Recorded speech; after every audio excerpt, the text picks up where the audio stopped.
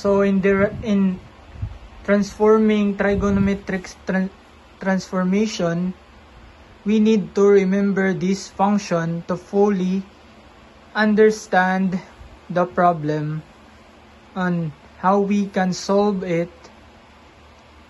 So take the time to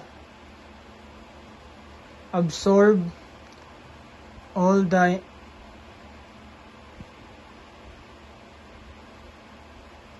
integrand under value.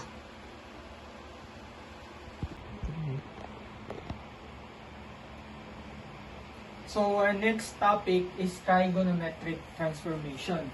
How to solve this problem involving trigonometric function. So to solve this kind of problem, you need to memorize or familiar with the values of trigonometric identities. If you are not yet familiar, you need to memorize or try to derive some formula using trigonometric identities. But if you don't know, I have here the values and we can now proceed to solving. So in order to solve this, we substitute the value of cosine squared x to this integrand. So we have 1 plus cos 2x over 2 dx. So what we can do here is we can separate this problem.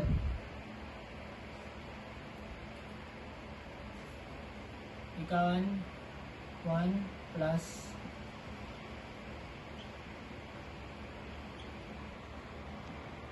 so if we combine that, we will just arrive with this. So we need to split it so we can get our answer. So we have now two integrand.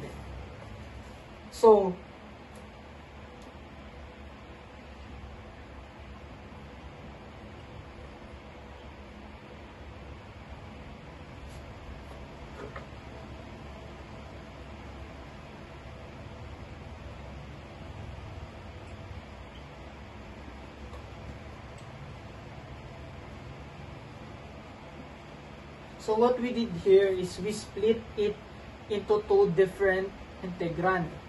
So if we integrate this, we will have x over 2. And this we will find out. So we now use substitution. So we have our function here 2x. So let us use substitution. Let u be equal to 2x. So if we derive this, we can arrive to this. Then we have now our here dx. So if we just put 2 in our denominator to cancel the value, then we now know that this is our u. So if we derive this, we now arrive to the integrand of dx is x. The derivative of x is dx. So we now have x over 2 plus 1/2 and the integrand of cos u du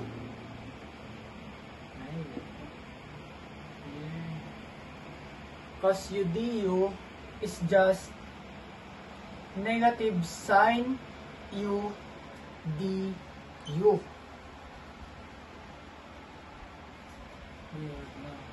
Sine u plus c. So here we transform this into 1/2 cos u, our dx is equal to du. If we put the one up outside of our integrand, this now becomes 4. And we will leave only this integrand. So, we know that the integrand of this is this. So, let's now substitute the values. Ru, then don't forget plus c. So to arrive to our final answer, we have negative 1, 4.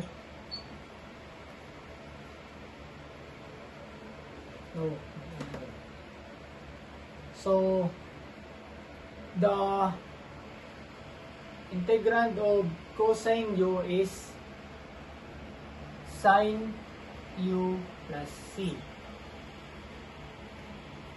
The first was incorrect.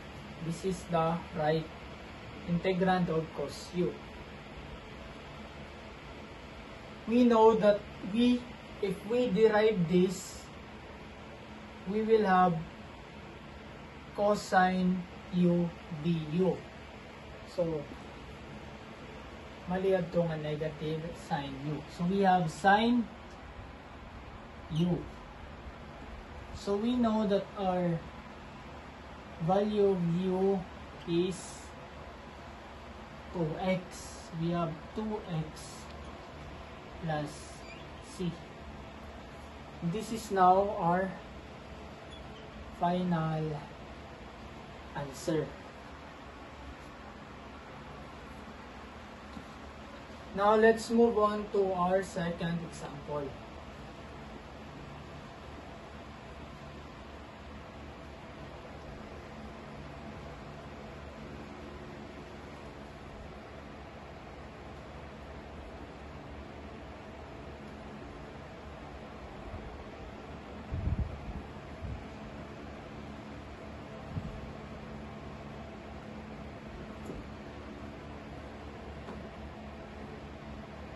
So if you find it hard to solve trigonometric transformation or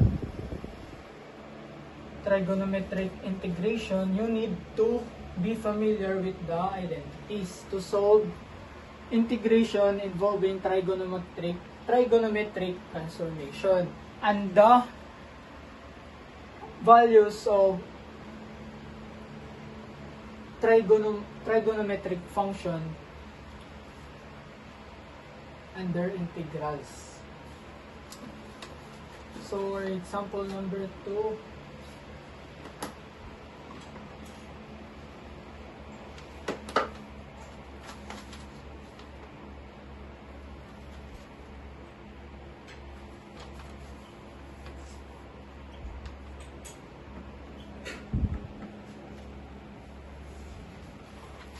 So, to solve this problem,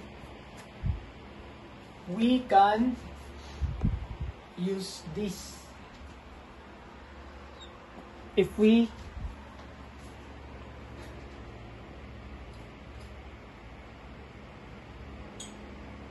try to follow the trigonometric transformation. So we have 1 plus tan squared for x dx.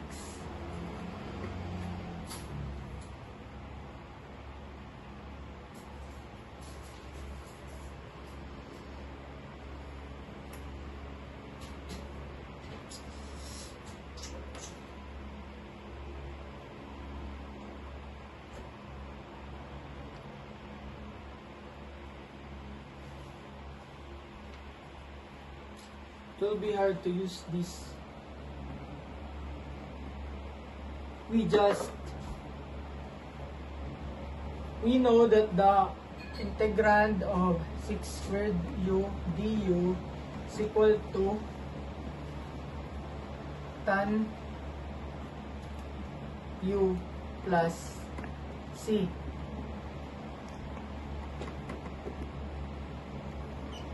So there are problems that are not needed to be transformed into these functions. We can just find the answer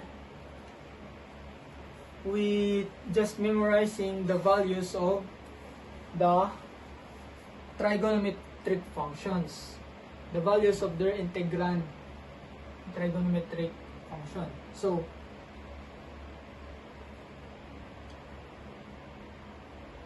we know that the value of sec squared u du is tan u plus c.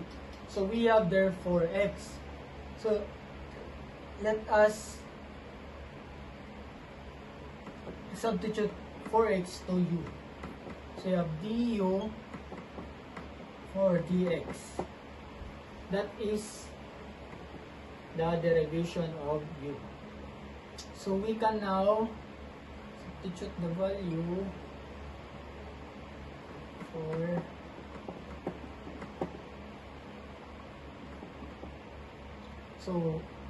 we're gonna put 1/4 outside of our integrand. So we can now solve this using the integrand of trigonometric function. So we know before solving this problem, I put not all but the integrand, some of the integrand of trigonometric function. So we have tan, and our u is 4x, and don't forget plus c. So this is our final answer for this problem. So now let's move on to example number 3.